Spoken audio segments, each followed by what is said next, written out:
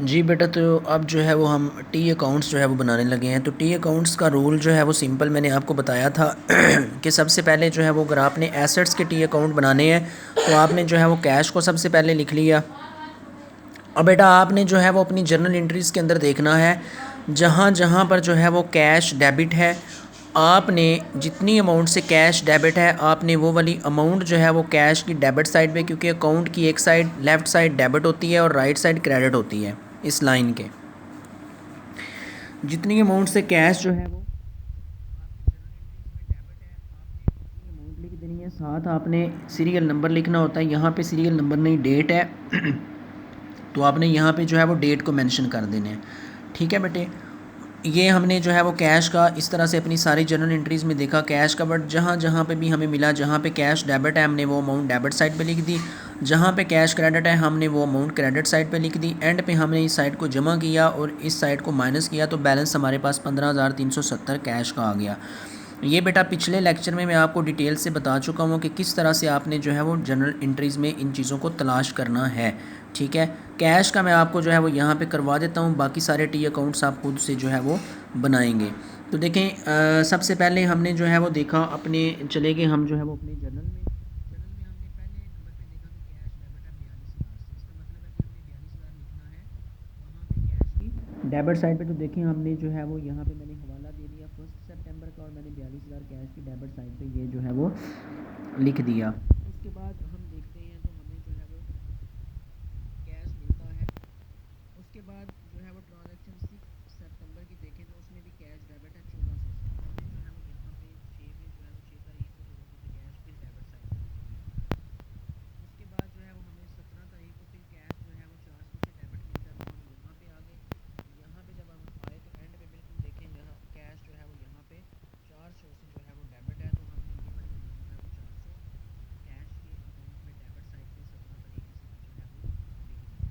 उसके बाद हमने जो है वो 28 तारीख को 2100 से कैश डेबिट लिखा, तो यहाँ पे आ जाए 21 तारीख को, आप 28 तारीख को देख लें कैश यहाँ पे डेबिट है 2100 से, तो हमने यही वाली अमाउंट जो है वो यहाँ पे 2100 जो है वो कैश अकाउंट में डेबिट कर दी। अब बेटा आप लोगों ने देखना है कि कैश क्रेडिट कहाँ कहाँ पे है। तो सबसे पहले आप जो है वो 7 सितंबर की ट्रांजैक्शन देखें, उसमें जो है वो कैश अकाउंट क्रेडिट है 24,000 से।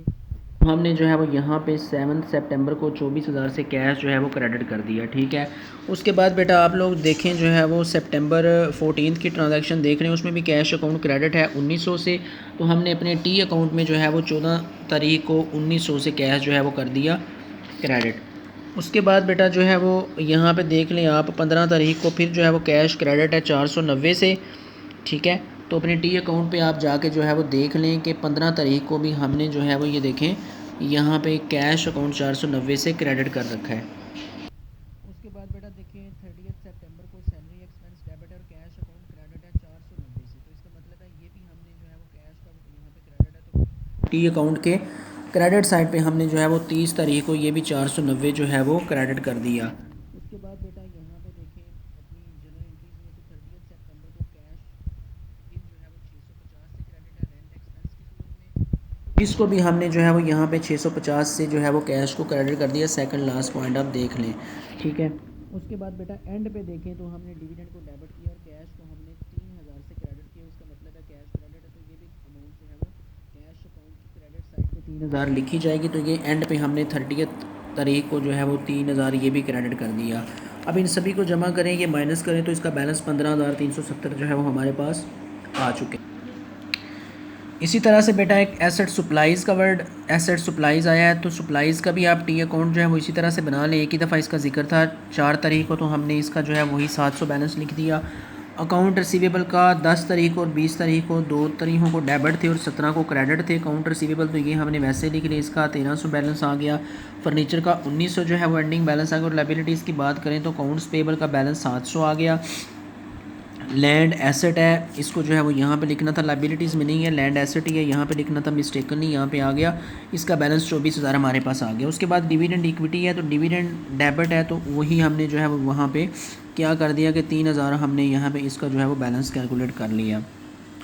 कॉमन स्टॉक पहली ट्रांजैक्शन 1 तारीख को हमने की थी, कॉमन स्टॉक क्रेडिट हुआ था 42,000 से। तो हमने यहाँ पे जो है वो इसका 42,000 वो वाला लिख लिया। इसके बाद कॉमन स्टॉक का कहीं किसी ट्रांजैक्शन में कोई जिक्र नहीं है, तो यही इसका एंडिंग बैलेंस आ जाएगा 42,000। उसके बाद बेटा रेवेन्यू की अगर बात करें तो रेवेन्यू क्रेडिट होते हैं हमें जो है वो 4 तारीखों को रेवेन्यू जो है वो जर्नल एंट्रीज़ में मिलेगा, 10 तारीख को, 6 को, 20 को और 28 को। तो ये अमाउंट्स आपने रेवेन्यू की, चूँकि वहाँ पे रेवेन्यू क्रेडिट है तो हमने सारी अमाउंट्स क्रेडिट साइड पे लिख दी और बैलेंस हमने इसका 5200 जो है वो कैलकुलेट कर लिया।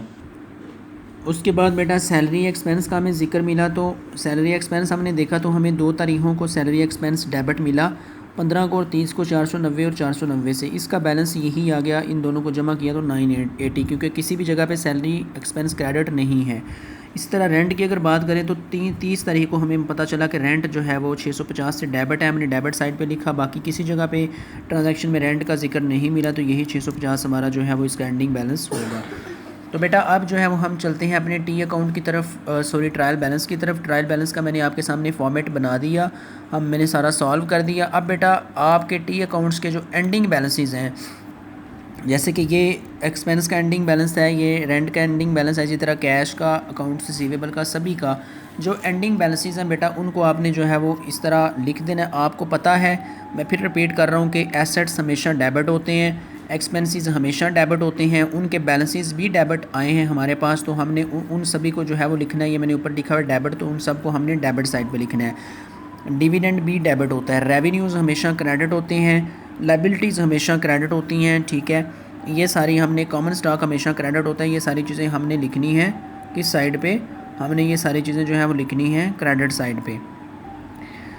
तो देखें बेटा, कैश अकाउंट का एंडिंग बैलेंस 15,370 आया था, हमने डेबिट साइड पे लिखा। अकाउंट रिसीवेबल का 1300 आया था, हमने डेबिट साइड पे लिखा क्योंकि एसेट है। सप्लाईज़ भी एसेट है, इसका भी एंडिंग बैलेंस 700 आया था, हमने डेबिट साइड पे लिखा। लैंड भी एसेट है, 24,000 इसका एंडिंग बैलेंस आया था, हमने डेबिट साइड पे लिखा। अकाउंट फर्नीचर एसेट है, एसेट डेबिट होते हैं, हमने इसका बैलेंस भी एंडिंग 1900 आया था, हमने डेबिट साइड पे लिखा। अकाउंट्स पेबल लायबिलिटी है, लायबिलिटी का बैलेंस हमेशा क्रेडिट साइड पे लिखते हैं, हमने 700 क्रेडिट साइड पे लिखा। कॉमन स्टॉक इक्विटी है, इक्विटी भी क्रेडिट होती है, हमने इसका एंडिंग बैलेंस 42,000 क्रेडिट साइड पे लिखा। उसके बाद बेटा डिविडेंड जो है वो डेबिट होते हैं, तो डिविडेंड का हमने 3,000 डेबिट साइड पे लिखा।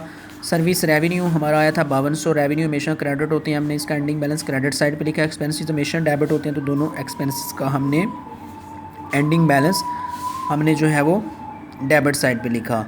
ले बेटा, अब इन दोनों साइड्स को आप ऐड कर लें। डेबिट और क्रेडिट हमेशा जो है वो हमारी दोनों साइड्स इक्वल होनी चाहिए, फिर हमारा क्वेश्चन ठीक जो है वो कंसीडर होता है। तो ये देखें, हमने इसका टोटल किया तो 47,900 आया और इसका टोटल किया तो 47,900, दोनों साइड्स का टोटल इक्वल आ गया। इट मीन्स कि हमारा क्वेश्चन जो है वो बिल्कुल ठीक है। थैंक यू सो मच बेटा।